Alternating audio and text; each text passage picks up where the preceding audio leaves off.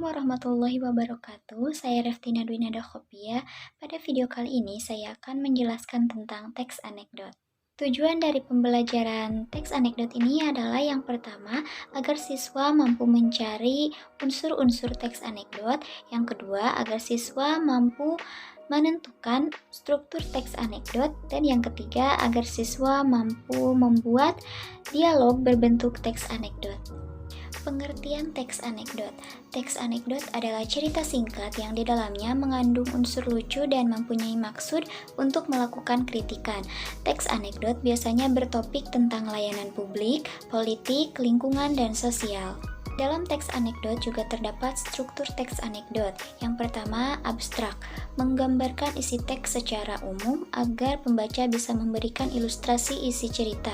Yang kedua, orientasi, merupakan awal kejadian pada cerita atau juga bagian yang menjelaskan latar belakang mengapa peristiwa utama dalam cerita dapat terjadi.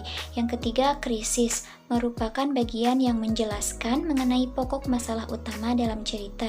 Yang keempat, reaksi, adalah bagian yang akan melengkapi berupa penyelesaian masalah. Dan yang kelima, koda, merupakan bagian penutup cerita dalam teks anekdot. Selanjutnya, ciri-ciri teks anekdot. Yang pertama, bisa menghibur atau mengundang tawa pembaca atau pendengar. Yang kedua, untuk menyampaikan kritik halus yang tidak menyinggung pembaca atau pendengar atau orang yang diceritakan. Yang ketiga, sebagai media penyampaian pandangan, aspirasi yang bernilai positif dan berbau humor ke publik. Yang keempat, untuk menginspirasi pembaca atau pendengar dalam menyampaikan protes atau rasa tidak setuju terhadap sesuatu dapat memilih opsi atau cara santun. Yang kelima, menampilkan tokoh-tokoh atau figur yang dekat dengan kehidupan sehari-hari atau juga orang penting. Dan yang keenam, memiliki sifat humoris, lucu, menggelitik, dan berbau lelucon tapi menyindir. Dan yang terakhir yaitu kaidah kebahasaan. Yang pertama, menggunakan kata kerja lampau. Yang kedua, menggunakan kata keterangan adverb bentuk lampau. Yang ketiga, menggunakan gaya bahasa metafora atau kiasan. Yang keempat, menggunakan kata penghubung dan tanda baca yang sesuai kaidah. Yang kelima, bersifat naratif atau diceritakan secara runtut. Yang keenam, menggunakan kata sifat, kata benda, dan kata majemuk. Yang ketujuh, terkadang dilengkapi dengan pertanyaan retorik.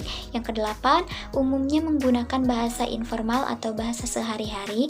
Dan yang kesembilan, dapat memadukan antara fakta dengan kejadian yang dibuat-buat, fiksi dan non-fiksi, atau sekedar menceritakan kejadian unik.